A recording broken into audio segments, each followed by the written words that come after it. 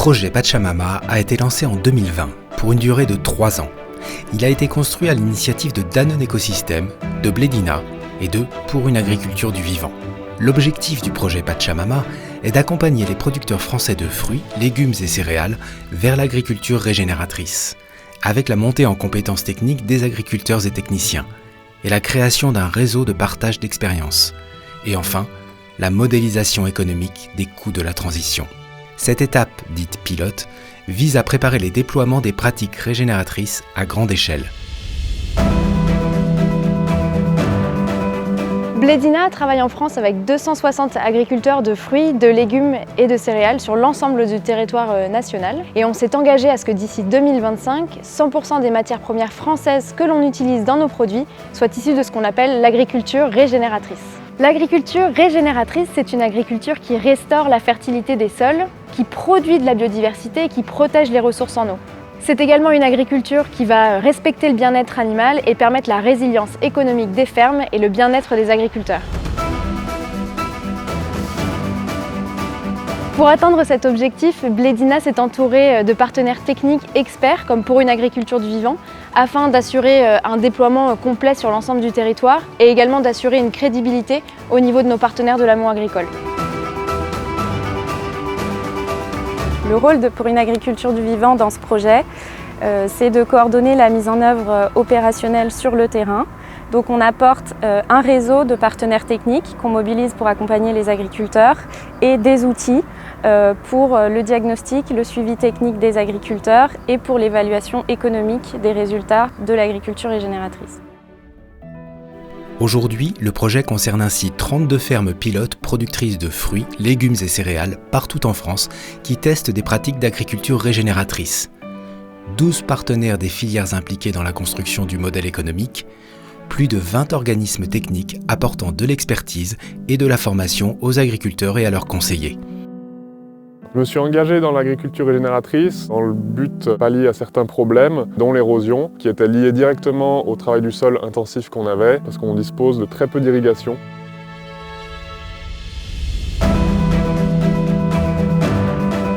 Donc là, on est sur une des 2 parcelles test de l'exploitation, sur lesquelles on est en train de faire des expérimentations de réduction de travail du sol. Il y a d'abord eu le semis d'un couvert végétal à l'automne, ça a été la première étape. Et pour nous, c'est l'étape la plus importante parce que c'est une pratique qui va se généraliser sur l'exploitation. L'idée, c'est d'avoir une couverture totale des sols à l'automne et à l'hiver pour éviter déjà l'érosion et pour pouvoir apporter du carbone au sol et reconstituer des stocks de matière organique et revitaliser un petit peu les sols. Les résultats de ce projet sont 300 agriculteurs et techniciens accompagnés. Sur les fermes pilotes, nous retrouvons 80% de couverture végétale des sols, 30 zones de biodiversité supplémentaires représentant 75 hectares, 4 tonnes de carbone par hectare restituées au sol chaque année.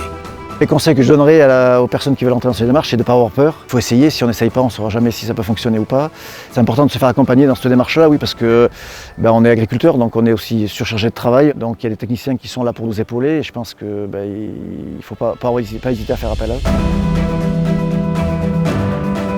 Pour une agriculture du vivant, on a développé en fait tout un parcours de formation des techniciens qui se compose en 2 jours et demi de formation initiale sur les fondamentaux agronomiques avec une demi-journée de prise en main de l'indice de régénération, donc qui est l'outil de mesure de la performance agroécologique des fermes.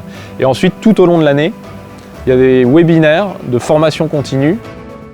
Après 3 ans, le projet a fait apparaître le besoin de co-construction avec tous les acteurs, l'importance de continuer la démonstration technique et la nécessité de sécuriser financièrement la transition.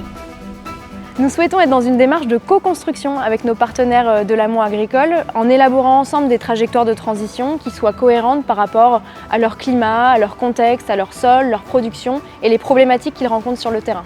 Et nous sommes convaincus que mieux manger passe avant tout par mieux cultiver pour que les futures générations de bébés puissent elles aussi se régaler d'ingrédients français de qualité.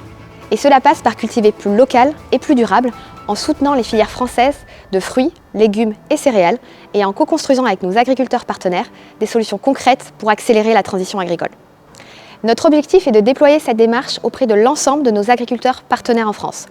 Ce qui veut dire continuer l'accompagnement technique auprès de nos agriculteurs et travailler sur un modèle économiquement viable. Pour moi, le petit pot idéal, c'est un petit pot qui voit les choses en grand pour nos bébés, pour leurs parents et pour nos agriculteurs.